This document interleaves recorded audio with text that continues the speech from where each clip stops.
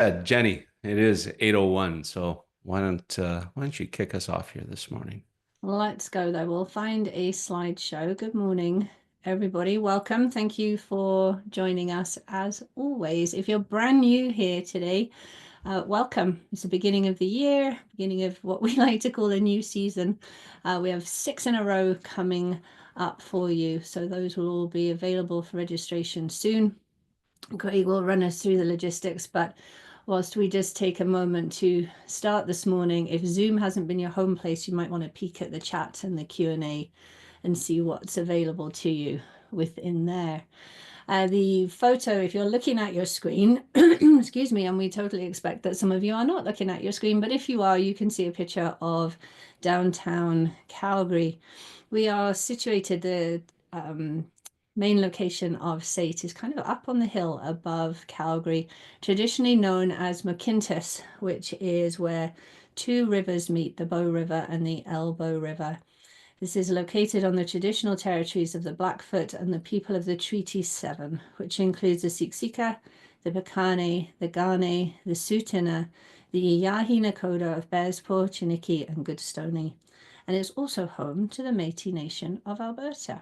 It looks pretty cold in that photo, as it will be this weekend. So there you are. Yeah. Yeah, not too cold for whoever it is in there to be texting on their phone, though, it looked like. So, Campus. um, yeah. Thank you, Jenny, as always. So well done. And yeah, so this morning, it's kind of interesting. We started off, and I got to say, Jenny popped on and said, "How you doing?" I said, "I'm tired." Mm. All right. The wind was howling last night. It seems like this is day 807 of January, a stretch from Christmas until some nice weather always seems to take so long. And we actually thought that we would kick off the year talking about leader well-being. How do you take care of yourself as a leader, and why is it important? And it kind of feels like January is a good time to have that conversation. And as we go forward, please do feel free to throw your thoughts in the chat. We'd love to hear from you around, what kind of challenges or ideas you think about when you think about leader well-being. But make use of the chat function at the bottom of the screen. As we progress, if you end up with a specific question you want to make sure that we do see, please try and throw that into the Q&A portion of Zoom. Makes it much easier to find as it flies by on the screen over here. And so with that in mind, Jenny, I think, you know, we often talk about leadership and leaders being able to watch, engage their team and help their team out. We don't spend a lot of time talking about how a leader can help themselves out. And I think that's ultimately what the conversation this morning really looks at. And so I don't know, what does that trigger for you to kind of kick things off? The answer is, yeah, that's true. And this is one of those conversations where you'll see me smiling a lot because in the back of my head, I'm like, you need to practice what you preach, young lady. So this is tough. It's really difficult. And January is an interesting place because we always think that maybe the holidays, whatever holiday that you're celebrating in December will renew us and refresh us. And often for the majority, they're not calming, relaxing holidays at all. It's a whirlwind of everything. And so January becomes very, very long. And for most of us, it does depend where you're living, but the weather doesn't help us either. And it was heard to say the other week, where's our big blue sky gone? Like we've had England skies in Calgary for a long time, just grey and Calgary, grey and cloudy. So, yeah, Kimberly's just put in the chat, January's or just one long Monday. Mondays or Blair's days, I think.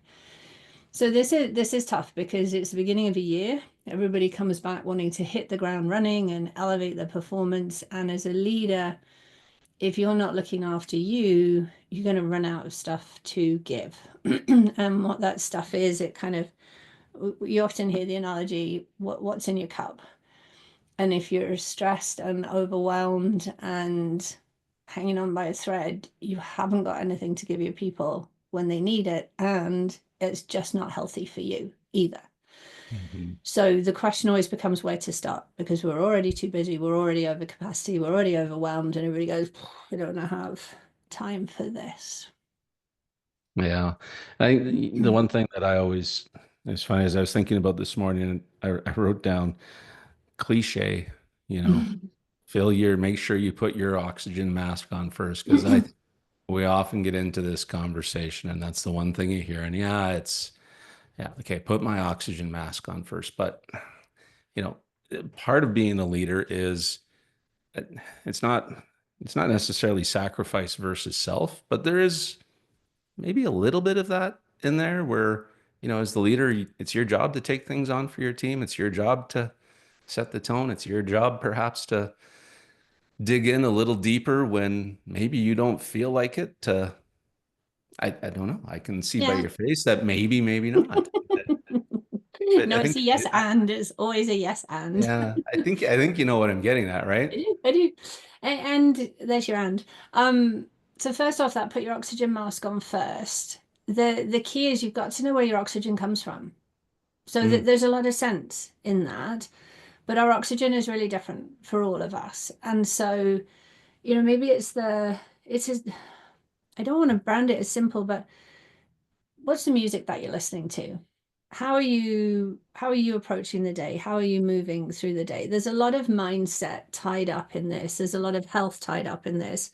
And I promise I say this out loud too. Neither of us come from a medical background. So we really are talking on general levels here. And to your point, we do have a responsibility as well. And your team is looking at you, to you as well. mhm, So the energy, you're having your team meeting, the energy that you host your team meeting with is the energy that the team meeting will have. And mhm, we're very, very contagious too. So we do want to bear that in mind. So then that oxygen becomes pretty important, but we're all different. And so where that comes from becomes really important. And I was thinking yesterday too, we have a session coming up later in this run that's on self-reflection and self-awareness. These two would have been really nice put together because you've got to know you've got to know what drives your energy. So Lair and Schwartz always talk about it's actually energy management, not time management. Well, that's a great statement if you truly understand and know your energy, like what gives you energy and what sucks the life out of you. And then, very obviously, we want to try and do more of the stuff that sparks the energy, be sort of anchored towards the peaks of energy that you have, rather than an entire day where you're sitting in the drain, right? That's going to play absolutely. a piece. Yeah, and I- if your job, your team, or your company are the things that don't give you energy, well, I'm not sure we're going to be able to help you here today. Um, but I think, that's probably a good place to start because, this whole concept of how do you find your energy? How do you manage your energy? Because I think when you're looking at the role of a leader, to your point, every Mm-hmm. time you walk into a room, you're bringing your energy with you, Mm-hmm. right? There's two types of people, those that either light up a room by entering it or those that light it up by leaving it, right? And so maybe we can dive into this piece around energy a little bit and talk of like the strategies around, how to find it, how do you manage it, how do you Mm-hmm. build those moments into your day as a leader to make sure that you are taking care of your energy. Yes. So the first thing when we talk about energy is there's more than one energy. So classically, we just think of physical energy, but there's emotional energy and cognitive energy as well. So we just made it way thicker than it was to start with. But understanding those are pretty important. And then, how do we do that during the day? I think it was Burnett and Evans, Dave Burnett. No, Dave Evans, and I've forgotten the other guy's name. Their book is called Designing Your Life or Designing Your Career. And they talk about actually keeping an energy diary. Don't panic, anybody. This is really simple. But as you run through the day, each meeting that you go to, or interaction, or task that you do, just make a quick note. And it'll be, as you get into the habit of it, it becomes very easy to notice whether your energy is lifted or whether you feel drained of energy.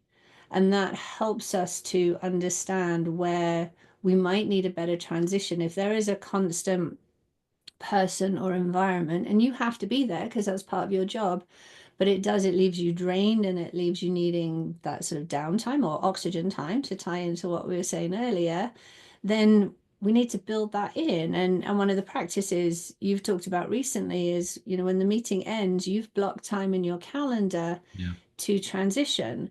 And sometimes that is noting the work that's got to be done or taking the action steps. But sometimes that might be actually, I know when I meet with Jenny, I'm exhausted afterwards and I need 20 minutes before I can, move on to the next thing. And a couple of people will be already like, well, I don't have 20 minutes. Okay, scale it back, but know how you're going to look after you in that space. And so that's, Yeah. sorry, go ahead. No, I was just going to say that that piece, it's taken me a while in my calendar to build that in, right? Mm, You may look at your calendar this week and go, I don't have 20 minutes to spare in my calendar. Odds are, if you look out a month, 2 months, 3 months, you've got a lot more white space that you can now start building that in when you know you've got your meetings. And so that's one thing. It took me a while to do that. yeah. And so It's, the other thing I've started doing too is if I get a meeting put in my calendar, I try very hard to block the equivalent time somewhere else in that week. Like somebody's taken an hour of my week for a meeting, I'm going to find that hour somewhere else in my week to actually get work done because work never happens in meetings, right? no, it doesn't. No. And And so, we've been there before, haven't we? That like back-to-back meetings just they don't work on any level. Um, yeah. and even that's with effective back-to-back meetings, which is rare.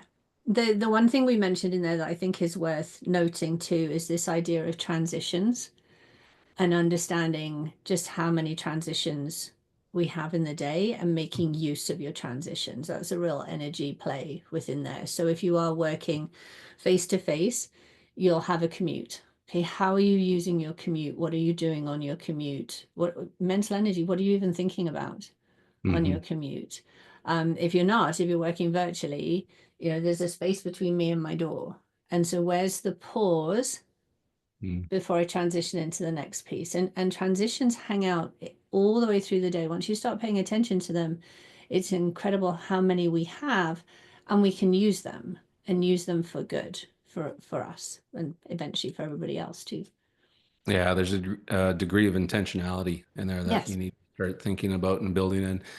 Tom, as always, really good comment earlier on here, the impact your emotional energy and cognitive energy have on your physical energy. Mm. It's a bit of a flywheel, actually, if you think about it, because your physical energy is also going to impact the other two. Ties in a bit, maybe Jenny, with a question that we had further on in the chat here around can we elaborate a bit more on emotional and cognitive energy? Sure. In sort of a simple frame, if you take your emotional energy, and again, we're coming back to self-awareness, but where are your emotions sitting for most of the day? So if you stop and look at a day, you could track it again for a day. Just check in with yourself every hour. How do I feel? If you're angry, frustrated, guilty, annoyed, feeling low, and all of those, that's a lot of what I like to call unhappy chemistry in our system, and that's really not very good for our health. And then that's all sort of unpleasant emotional energy. And then at the other end of the continuum, there's a more pleasant emotional energy. Now, this doesn't mean that we have to be happy. This is not about toxic positivity. That's as dangerous. But if you find that you are engaged, feeling up for the challenge, satisfied, actually just peaceful for a moment, then those are the more pleasant side of energy. And in the energy equation, there's nothing sort of technically wrong. You've got tons of energy, but if you're constantly angry, all your energy is going into being angry. So it's really hard to be productive when you're angry because you're focusing on what's making you angry. So that emotional energy becomes really, really important. There's also this thing called emotional labor, which is where we're pretending to be something that we're not. And that's a key part of this. I read a horrifying statistic during the week in that adults will say pretty much 14 times a week, I'm fine. When somebody says, how are you? I'm fine.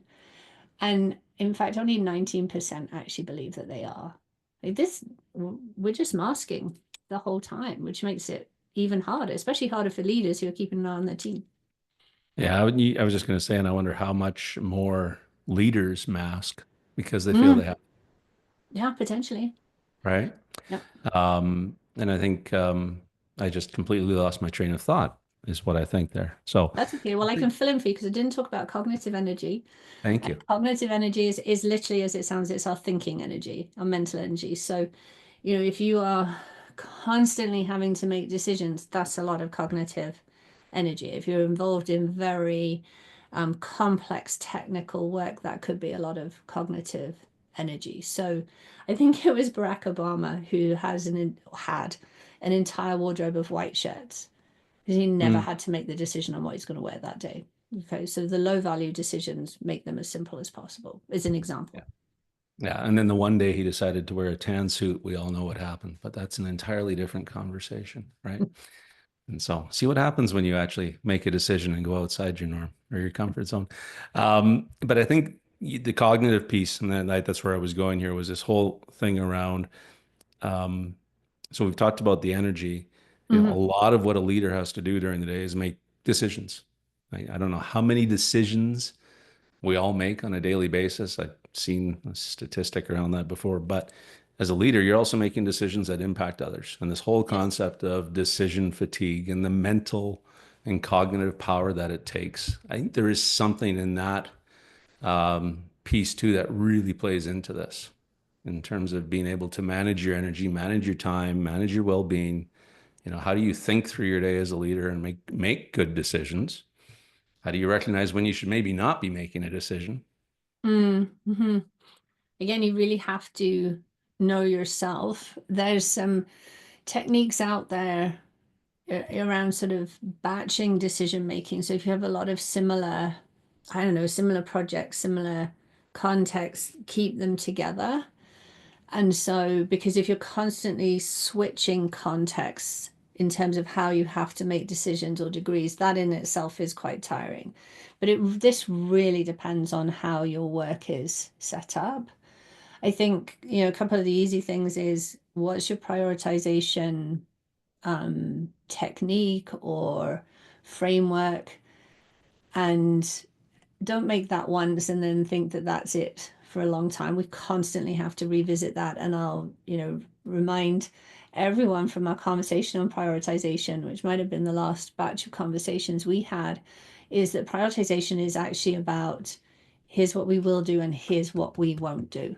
And so Mm, you are literally saying we will give this up in order to focus on this. So it's not easy. It's not just a list of things to do. And then the other thing that springs to mind is Daniel Pink's work on when to make decisions. So we all have a rhythm in the day, and we are better at certain decisions at certain times. So the average person, your morning is better for your complex, more numbers-based scientific kind of work. And then afternoons classically are more creative a time. And that's the biggest blanket generalization. I probably just did Daniel Pink a big disservice.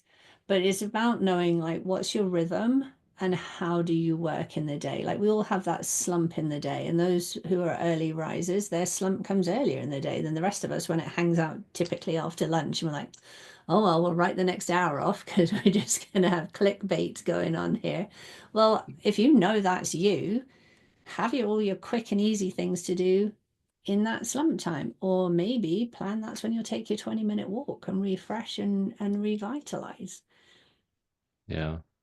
Yeah, I know. I just want to come back a little bit too to this whole concept of context switching. I think it's Cal Newport Mhm. even talks about if you've got an inbox that's incredibly full, taking the time to even batch similar type of email responses or Mhm. some like just responding to similar types of emails at the same time. Because if you think about your typical inbox, it's schizophrenic. You're going potentially from one topic to something entirely different Yeah. to something entirely different yet again. And here you are trying to pound through those responses, right? Taking the time Mhm. to bring things together into common themes. It's interesting. I've never done it. I think that's a really interesting approach. But the point being the weight of context switching. Yeah. And if you're a leader who is involved in, taking care of this team, you're on this committee, you're in this meeting over here, that's all you're doing all day is context switching. Yeah. And it can be draining. Yeah. You right? don't really can. And so, And yeah. Oh, oh, I thought you had a thought there. No, that's yeah, but okay. I did have a thought.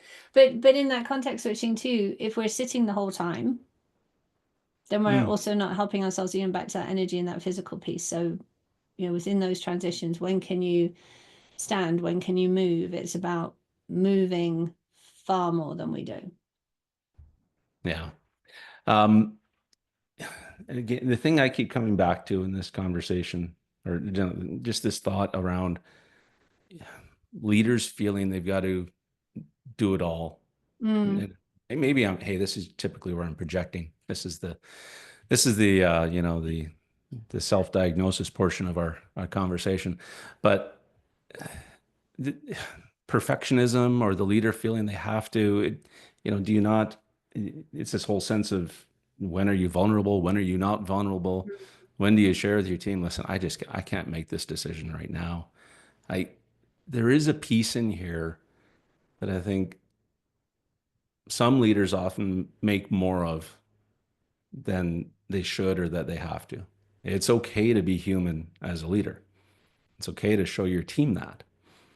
But I don't know. I'm not sure if that triggers anything for you in this whole conversation around, leadership well-being, but there is something in there, I think. yeah, I think there's a couple of things in there. The first thing is a lot of leaders feel very, very alone. Um, and it's hard to get your head around that idea, especially if you're naturally a social person.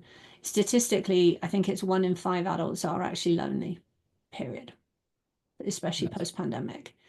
And as we move around, we are not aware of who, because again, masking, some of the people that you know well actually feel very, very alone. And leadership has to be these days, it has to be a team sport, basically. Like who's in your squad, who's your support group, and sometimes that's your team, sometimes that's not your team. But to your point, just verbalizing where you're at and how you're feeling. And I can't make this decision today. In a lot of cases, not all of them, but in a lot of cases, it will be okay if we make that decision tomorrow. Like it will. Like we're not saving the world in most places. Yeah. And so there's a bit of reality testing within there as well. And then the other thing that you mentioned that I think is really important in this conversation of well-being is that word perfect. And Mm, how many people strive for perfectionism, and the bar is set so high and it's unrealistic. And that's exhausting in itself. But not only is that exhausting for you, that's exhausting for everybody else around you. And so I think the best thing I've heard recently for perfectionism is switch the language and use it as a verb. So it becomes quite okay if we are perfecting something, because that's about improving, that's about getting better. And we as a team have talked about, what does it mean to get better? What does that look like? mhm. I think that's healthy. But when we're trying to be perfect, no, we're not going to get there, right? We just can't. We won't get there. So how we use that word and how we connect with perfect is really, really important. And then the other part that sits in here is self-compassion. So we all carry an inner critic. And for some of us, our inner critics are hyperactively vigilant and constantly on our cases. And it's just nasty. And the self-compassion piece says, really the only person who's in charge of how you speak to you is you. So just pause for a minute and listen to the script that's running. And if it's not the way that you would talk to somebody that you love or your best friend, then really the choice is yours. Like it's time to change that script. You deserve the same kindness to yourself Yeah. that you would extend to people that you love. And this is rampant, and it's far more prevalent than we'll ever know. Again, we all sit very well prepared and well presented, and yet in the back there's a raging dialogue going on as well. So understanding that and getting to know it and challenging it can become really healthy in the world of well-being, because 9 times out of 10 what it is telling you is fact. It's not, it's just a thought, and it's a blown out of proportion thought as well. Yeah. Yeah, that's so good. Then there's a couple things in there for me that you touched on. One, when is good enough good enough? Yeah. Right? That is so important. Um, and the drain. If you're a leader who's looking for things to be just right, the Oh. drain that brings on your team, I think can be, just what a burden that is for somebody to have to bear, right? Hmm. It's Hmm. like you come home with the straight A report card, except for the one that's a B, right? Well, what happened there? Yeah, I know. So, And it's destroying. Like it is so wearing that, and the switch is simple, catch what's right.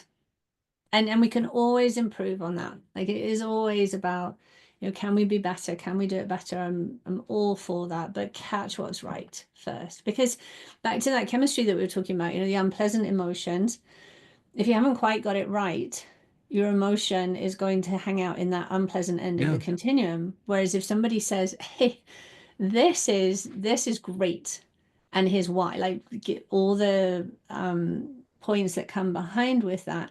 But at that point, you shift into that pleasant continuum. That's good chemistry. Our bodies do well on that. Our confidence does well on that, which actually we're far more open to receiving. And here's how we can make it better. Or let's have a conversation about where we're going to elevate this.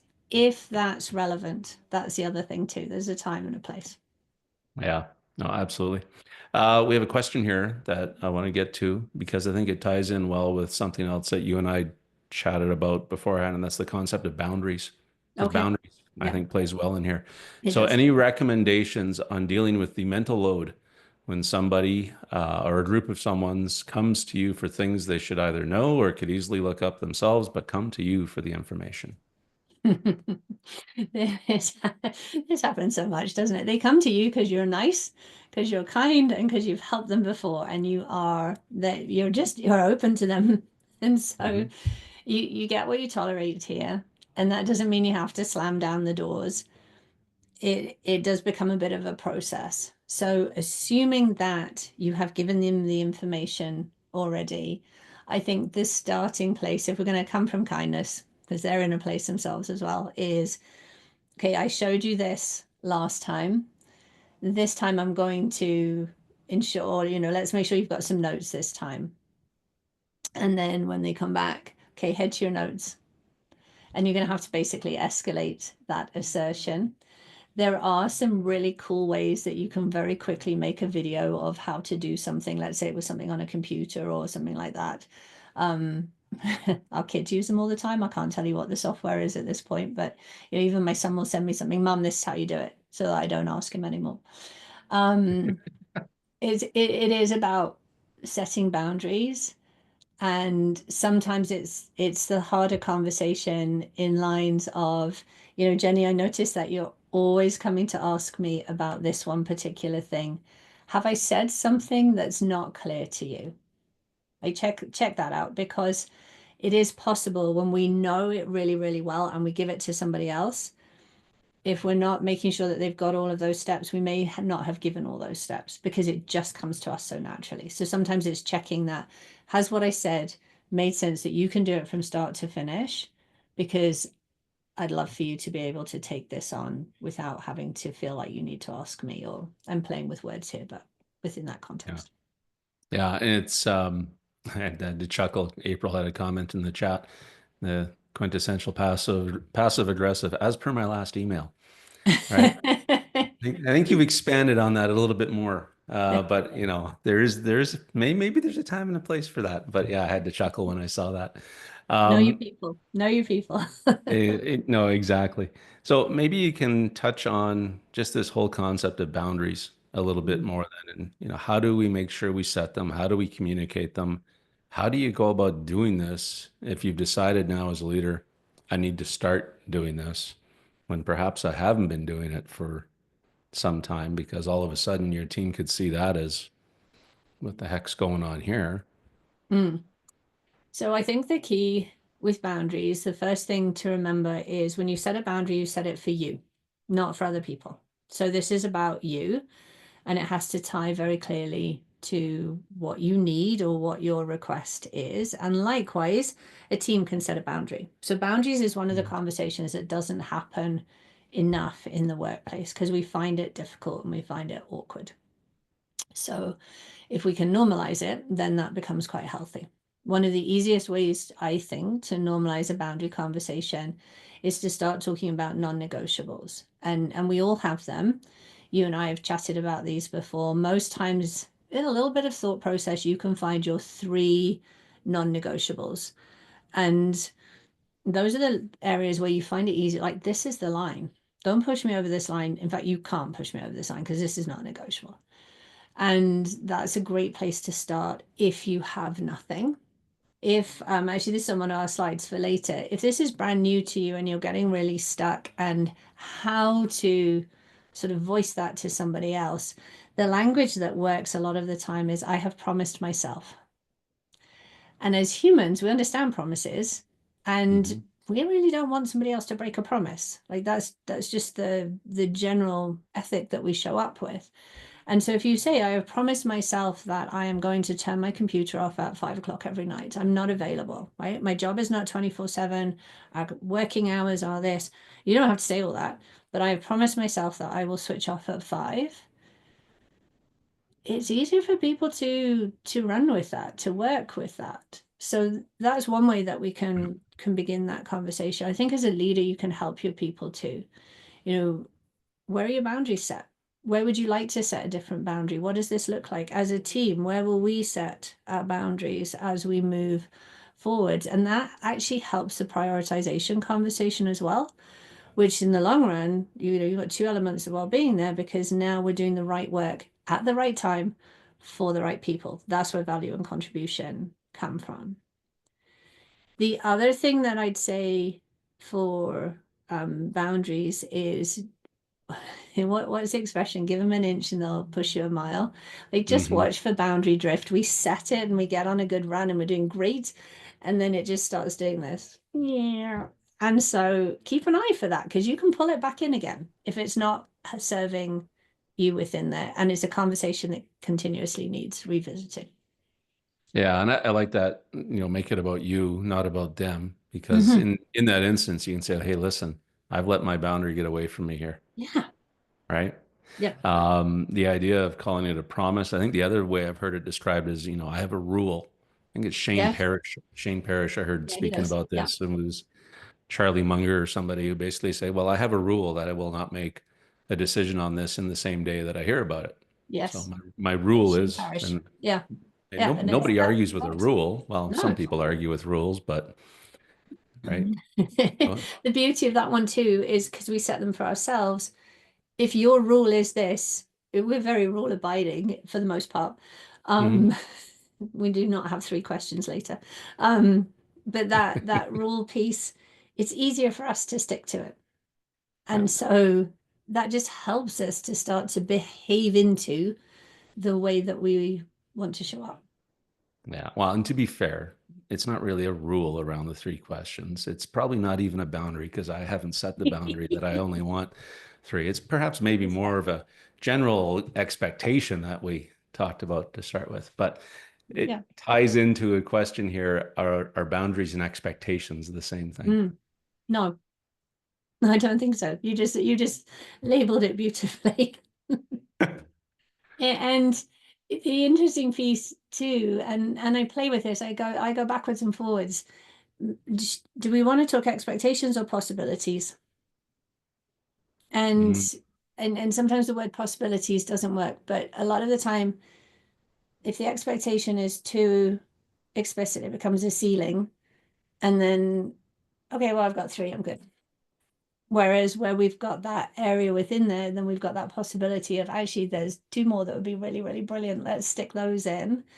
That becomes a good conversation. And so expectations, you have to be clear and you have to, I think the biggest thing is articulate what you're thinking. So often we keep it back here and we expect people to guess because it's obvious. No, it's obvious in your head, not in anybody else's. Yeah. So get that piece out of the way. Like make sure you've articulated that clearly. Make sure that your boundaries are set on lines that you don't want to cross, what's okay and what's not okay. And those can vary. And then everything else, we're kind of wandering in that space. But there's a reason it's not in either camp. So have the conversation, and it's okay if it changes or goes into a boundary or the other way. Yeah, absolutely. I think this ties into another question that comes here. It's a little long, so let me try and get through it. But how can you respond to a coworker who is a perfectionist and a workaholic? They also get stressed about the workload, and then to deal with it, they blame others for not helping, but they're not willing to accept help because they don't trust others to do the work, right? I work closely with them and have a good work-life relationship, but balance. But how do I set boundaries with them and not let their attitude affect my workflow? So, what triggered that to tie to this question for me is, have the conversation. Any Mm. advice on the conversation here, Jenny? Yeah. Um, I think there's a piece of ownership in here. So with that kind of individual, normally as you're listening, and I think this came out in what you said, there's a lot of sort of blame maybe in places, and the conversation needs to switch to the ownership part. And if this person is sort of talking about how drained they are, how over capacity they are, how awful this is, if you have that good relationship, you probably have the facility to be able to say, are you doing anything for yourself in here? And have you asked about this? Like, you can only ask the questions. You're really planting seeds for them. Mm, And I think the other thing is, when we talked earlier about, what sparks the energy for you and what drains the energy, if you're drained by this person, get very tactical on when and how long you spend time with them. And if they might say, well, you don't talk with me anymore, or you don't hang out with me anymore, or as much, there's a moment in there, depending on the relationship and depending on the importance of the conversation, where you might have the door open to say, I need you to know I made that decision because I was constantly hearing the same things. The problem with that is, for a lot of us, we don't feel like we're helping. And so for some, that offer to help has to come a few times beforehand before you can actually go to that conversation. And this is where we get into, everybody's different. You've got to know your people. So the conversations vary each time. When you come from care, it's hard to get it wrong. mm, absolutely. Um, and how somebody feels or responds to that conversation, frankly, isn't anything that you can control, right? You can, right? They need to own how they respond. I think, to your point, if you're coming from it from a good position, and you're coming from it from a non-judgmental position, it's a boundary you need to set for yourself, right? It Again, yeah. Yeah, it is. And there's an empathy piece in there too. And so we can't control how somebody reacts in there, but we can pay attention and we can notice the cues. And I think this is an important part. Body language has a volume. And so someone who's Mm, caught in that stress and that whirlwind, it's possible that there is something else going on. Now, our job isn't to solve everything for everybody, but that whole thing might start with, you know what, Craig, are you okay? Yeah, I'm fine. There's your fine, right? Are you really fine? Because it's okay if you're not. And I'm here if you do want to talk about it. mm, that's You that's might be fair. the only person who said that in months, and that might be where that starts. Then we're looking at empathy. And I think the key here is the empathy boundary. You're in charge of that, and that's where your skill set is really, really important. Some people have the skills to have that conversation, Yeah. and others it will get really stuck. So especially if you're a leader at this point, what resources are available? And the three questions we've talked about this a lot is, what can you do for you? What do you need from me? You might not be able to fulfill that, but you can ask it and find out because you could be able to fill it. And then what can the company help you with? Yeah. And just being that ally, that support might mean everything. Yeah. And Tennille puts a good comment in here is that, you know, you need to accept that not everyone is going to respect or understand your boundaries, Yeah. right? Speaking of boundaries, we have a time boundary on Oh, our conversation, and I want to transition with one last question that is here is how do you stick to your boundaries, especially when you think about work and what needs to be done during your off time? you have to make a promise to yourself or a rule to yourself. I think the biggest piece with this is we often I'm not sure how to put the words around it. There's some steps within here. Have you got your prioritization right? Like often we create more work than we actually have. So there's the first conversation. Are we focusing on the right things? If you're over capacity, that's a conversation in itself. Yeah. And figuring out how to do that. And those of you that have the really high bar, maybe it doesn't have to be done by tomorrow. It is a longer term piece, and we've got to compartmentalize that work and that stuff to be done. And then when you set the boundaries, you're going to set them for good reason. And a yes to whoever to the work means a no to yourself. Are you okay with that no? 9 times out of 10, the answer is no, I'm not. I need this time for my own mental health or for my physical health, or actually so I can show up and be more productive tomorrow. And when we're talking about lines between work and life, your most important people, you may have some of your most important people at work, but you have a lot of your most important people in life as well. So that helps that boundary too. So Yeah. I think sort of pull back and take some really good time to think about what's contributing to that feeling I can't do it and start to unpack that, and that will help it to stretch. Yeah, I think the thing I would add to that is, you know, don't beat yourself up if you're thinking about work during your off hours. Mm.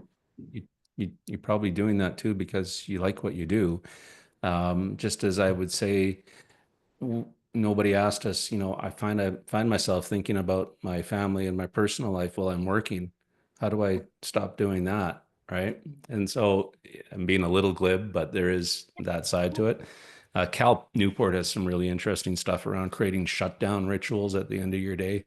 So, you know, when Mm-hmm. you get to the end of your day, I've closed it off and you're closing any open loops that might be left hanging there in your brain around, well, this still needs to be done or this needs to be done. But speaking of shutdown rituals, um, Let's it go is back to time the. for us to wrap up with a big idea. That was good. That was a Close good to- transition right there. You like that one, eh? I do. And the other thing too, I'm still going to steal the time, is if you do end up thinking about work and you have a great idea, just write it down somewhere and then go back to what you were doing. Because often, when it comes to being creative in the work that I do, it doesn't come when I'm sat here. It comes out there somewhere. So you got to just jot it down and then come back to it. Okay, so if you're brand new here today, we finish with talking of rituals, one big idea, two strategies that you can take away and hopefully use straight away. And then the ask, not even an expectation, is 3 questions, just because we like 1, 2, 3, but it's always expanded into more than 3 questions. It's rare that there's a day of 3. The questions are simply, maybe they're self-reflection for you, maybe they're a noodle. So our big idea for this week or for well-being is that it isn't a destination, right? We won't get there. It's the state of being well, which means it can start today. As we finish here, maybe you'll take a transition moment and a pause, even if it's just a good deep breath, like a real one. That's probably a very healthy place to start. So the state of being well, what do you need to be well? 2 applied strategies. I mentioned this briefly, I believe, that leadership is a team sport. You are not in this alone. So two things to think about. One, who's in your square squad? Square squad is a Brené Brown term. It's the very beginning of her Dare to Lead book, but it's literally a 1 inch by 1 inch square. And I think the black square on the screen is 1 inch by 1 inch. And what she suggests is that square is big enough to write down the people who truly are your support people. So know who they are and go to them. If you need someone to talk to, if you need to check in with your integrity decisions, like know who's in your support squad. And if you haven't been in touch with them for a long time, it's probably a chance to reach out and get in touch with them. And it starts like this. I was thinking of who's really important to me in my support network. You're on my list. I want to thank you. And that's a healthy place to go. The other thing that we can do these in work, but we can also do these sort of across communities, is this idea of circles. Circles have always been an excellent way to have conversation. They've become very popular for community practices and getting together. So, have a group of people where you share what's going on, share your issues that you're dealing with, and just find out what other people are up to. It really helps just to have conversation and realize you're not alone. Other people are facing the same things, leadership issues. They run a STEM, like they're all really, really common. If you've never heard of a circle or you're thinking, I wouldn't even know where to start, I said to Craig that I would offer this. I did get a nod in that. Come and join. I'll run a circle. All right. If you want to join a circle with me for X number of weeks, Craig's going to pop an email address into the chat and we'll set that up. Let's run it for a couple of weeks and then you'll all be able to run your own circle with other leaders. This is a network, it's a community in here. So we probably can take only the first 8 who send an email to the address that Craig will put into the chat. And then the second strategy, and we've talked about this, I'm glad that this came up in conversation, is know your boundaries, know your non-negotiables, and start talking about them. And if you're a leader, help people to talk about them, have the conversation, have team boundaries. The photo on the screen that the only people who remember if you work later, your children, not all of us have children, but the premise is there. Right? We have more identities than our work identity. So set your boundaries and allow those other identities to flourish as well. You'll notice a very healthy change in your self-esteem and self-confidence if you can do that. And then 3 and some questions. So even in there's more than 3. We'll add the other 2 there. So there's a whole host of questions there. Pick one that you like, reflect on it. Just have a think and think, what action can I do that will make a difference? And that's for you, for the weekend, for today, maybe for next week. Okay, Craig, that's me. I'm done. Perfect.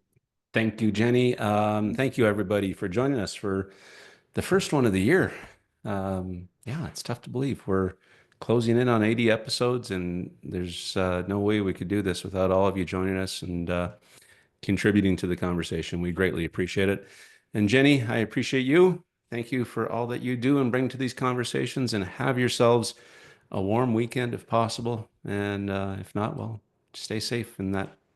I hate winter. It sucks out there right now. So anyway, Thank you, Craig. Have a good weekend, everybody. yeah, take care. Take care. Bye-bye.